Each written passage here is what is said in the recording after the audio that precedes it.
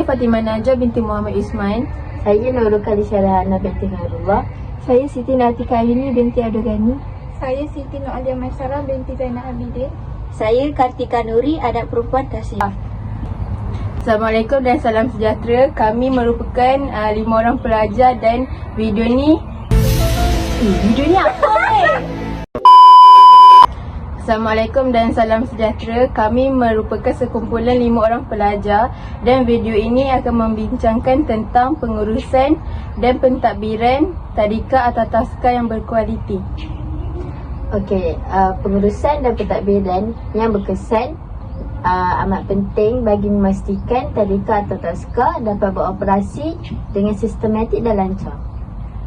Pengurusan yang baik juga membantu menyediakan persekitaran pembelajaran yang selamat serta kondusif untuk kanak-kanak.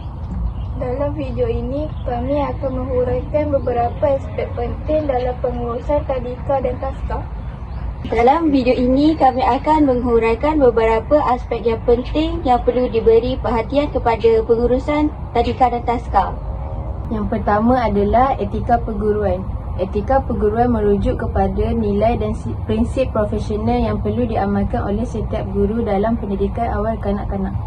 Guru perlu bersikap amanah dan bertanggungjawab dalam melaksanakan tugas demi menjaga kebajikan kanak-kanak. Selain itu, guru hendaklah berlaku adil dan menghormati semua kanak-kanak tanpa mengira latar belakang dan kebolehan masing-masing. Kemudian guru juga berperanan sebagai suatu teladan melalui tingkah laku, pertuturan dan penampilan sopan.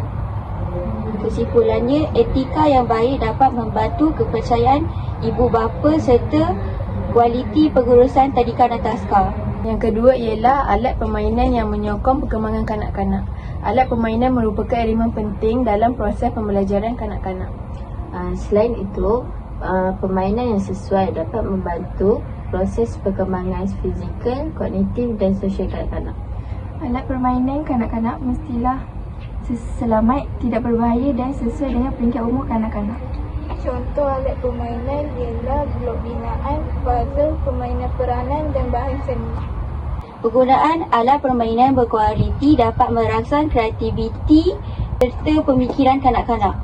Yang ketiga adalah perancangan penyediaan ruang kelas yang selesa. Ruang kelas yang selesa memainkan peranan yang penting dalam pembelajaran kanak-kanak.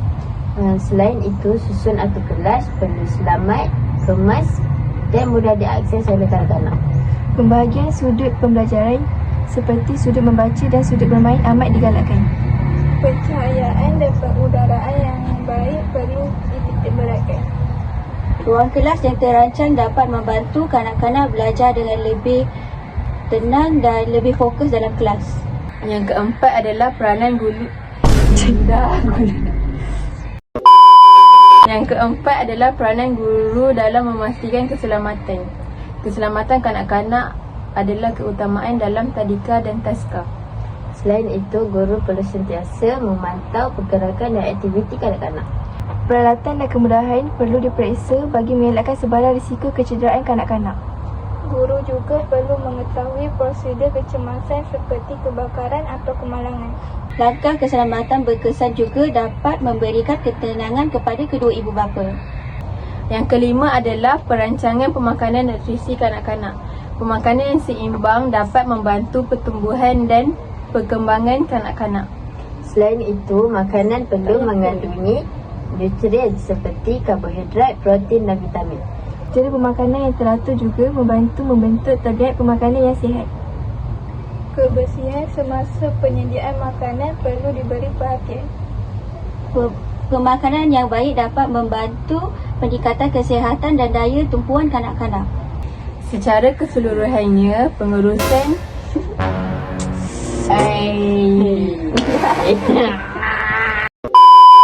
Secara keseluruhannya, pengurusan tadika dan taska yang berkualiti memerlukan perancangan yang sangat rapi.